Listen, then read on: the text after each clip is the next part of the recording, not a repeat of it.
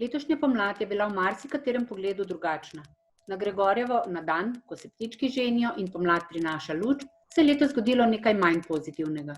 Z odredbo se je na območju Republike Slovenije ravno na ta dan ob 18. uri zaradi naraščanja števila primerov okužb s koronavirusom COVID-19 razglasila epidemija. Vlada je med mnogimi drugimi sprejela tudi sklep o začasnem zaprtju vrtcev in šol, s katerim se je prepovedalo zbiranje ljudi v zavodih s področja vzgoje in izobraževanja.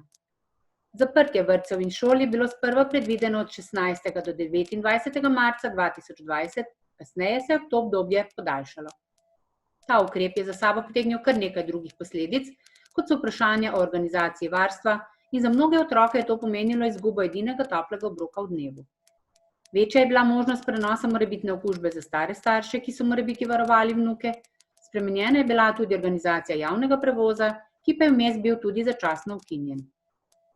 S ponedeljkom, 18. majem, pa so se znova odprli vsi vrtci v državi, kamor se je v začetku vrnila približno polovica otrok v Sloveniji v skladu z določenimi normativi zmanjšanega števila otrok v oddelku in ostalimi smernicami Nacionalnega inštituta za javno zdravje. Doma so ostali tisti otroci, ki spadajo v rizično skupino, in z njimi njihovi starši, in tudi drugi sicer zdravi otroci, katerih starši so se iz tega ali onega razloga odločili, da ostanejo doma. Za čas otrokove odsotnosti od 18. maja do 30. junija so bili oproščeni plačila za vrtec na podlagi 3. protikoronskega paketa. Spremenjen način varstva otrok, dela vseh zaposlenih v vrtcu in hkrati tudi navodila za prihod in odhod staršev iz vrtca so bili takrat po oceni pristojnih najvarnejši za zdravje otrok in ostalih. Predvsem je bila in bo ostala zelo pomembna higiena rok pri otrocih in primerna razdalja v komunikaciji s starši in med zaposlenimi. Zaposleni v vrtcih so se trudili po najboljši meri za doseganje pogojev po čim bolj nemotenem delu in da so se hkrati spoštovali vsi ukrepi in priporočila za preprečitev nadaljnjega širjenja okužb z novim koronavirusom. Po 1. juniju se je v vrtce vrnilo večje število otrok, zato so takrat iz strani pristojne republiške ustanove Nacionalnega inštituta za javno zdravje dobili nove smernice in priporočila. S tem dnem je tudi vzgojno-varstveni proces v vseh vrtcih ob upoštevanju zaščitnih ukrepov lahko znova potekal v vseh skupinah, v obeh starostnih obdobjih v skladu z veljavnimi normativi, ki jih določajo predpisi s področja predšolske vzgoje, ob smiselni uporabi priporočenih smernic Nacionalnega inštituta za javno zdravje in ne nazadnje, ampak najbolj pomembno, ob upoštevanju otrokovih čustvenih potreb po varnosti in toplini. V sodelovanju o letošnjem vrtčevskem dogajanju smo povabili ravnatelja vrtca Slovenske Konjice, gospoda Tomaža Popoviča. Lepo pozdravljeni. Kako so potekale priprave na ponovno vrnitev otrok v vrtec? Lepo pozdravljeni. Ja, v tem času koronavirusa smo tudi v vrtcu imeli pripravo, ki najprej spremljanje, se pravi vseh priporočil strani NIJZ-ja, na kakšen način organizirati vzgojo in pa izobraževanje v predšolski vzgoji. In te podatke smo potem tudi uporabili pri pripravi na ponovno vrnitev otrok v vrtec, skladno, se pravi, s temi navodili. Na kakšne težave ste naleteli pri organizaciji dela po priporočilih Nacionalnega inštituta za javno zdravje v Sloveniji? Priporočila NIJZ so bila zelo splošno pisana, mi pa smo v praksi potrebovali dosti bolj konkretne odgovore oziroma navodila. Na podlagi pogovorov in pa tudi sodelovanja z ostalimi vrtci, kateri so se normalno srečevali z podobnimi izzivi, smo poiskali najbolj optimalne rešitve in jih upoštevali pri ponovnem zagonu vrtca. Izhajali smo pa iz tega, da moramo zagotoviti otrokom spodbuden in varen prostor, se pravi, da zagotovimo tudi tisto osnovno, kar otroci v tem obdobju iščejo, to je socialna interakcija in pa normalno tudi stik z odraslimi, vzgojiteljicami, vzgojitelji, ki jim omogoča tisto varnost, ki je v tem momentu bila zelo potrebna, saj smo na nek način imeli uvajalno obdobje, se pravi, otroci so bili več kot 1 mesec odsotni, toliko kot tudi so med počitnicami in so bili tisti se pravi izzivi, ki se srečujemo v začetku septembra. Lahko rečem, da sicer tega ni bilo veliko, zaradi tega, ker so vzgojiteljice tudi v času korone lepo spremljale družine preko teh različnih medijev, se pravi Zooma in pa ostalih, tudi preko spletne strani, na kateri smo organizirali zavihek sam doma, skupaj doma.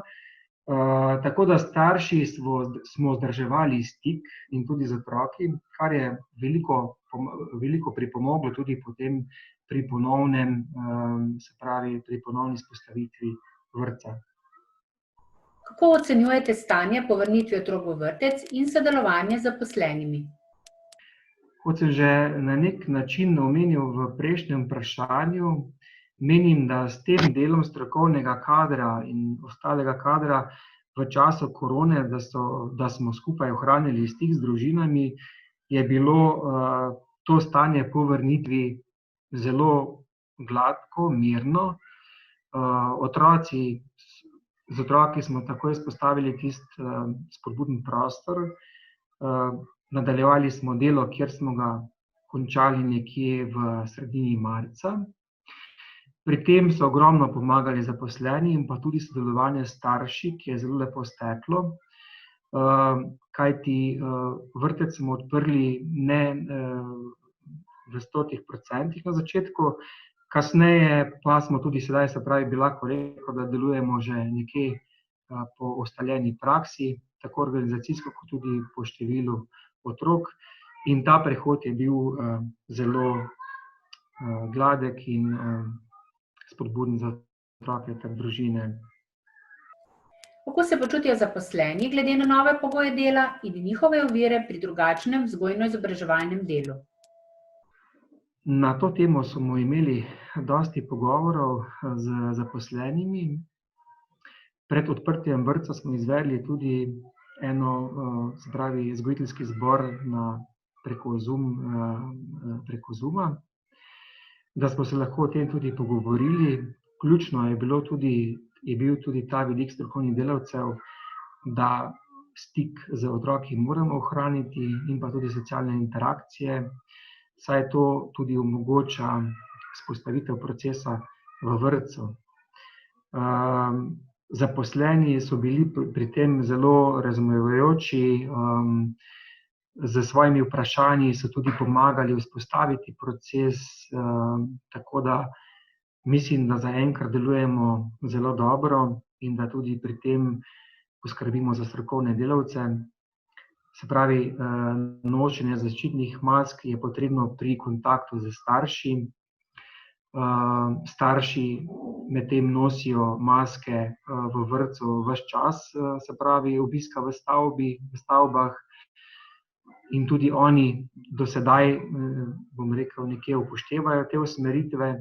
Vidi pa se v tem času, da že nekje se situacija tudi na splošno v družbi normalizira ali vsaj na videz normalizira in tudi starše težje pridobimo k temu, da bi še naprej maske nosili. Koliko bo potreba, verjamem, da bodo starši spet odzivni in da se bodo brez problema odzvali omejitvam oziroma usmeritvam, ki jih bomo mi tudi njim posredovali. Letos so mini maturanti čisto drugače zaključili obiskovanje vrtca in bodo jeseni prestopili prag osnovne šole. Kako ocenjujete letošnjo drugačno pomlad v vrtcu in vaš prispevek k čim bolj optimalnemu delu v nadaljevanju do konca počitnic? V teh dneh imamo zaključna srečanja otrok, ki odhajajo jeseni v šolo. Organizirali smo ga v manjših skupinah, po enotah, s tem tudi zagotovili varnost.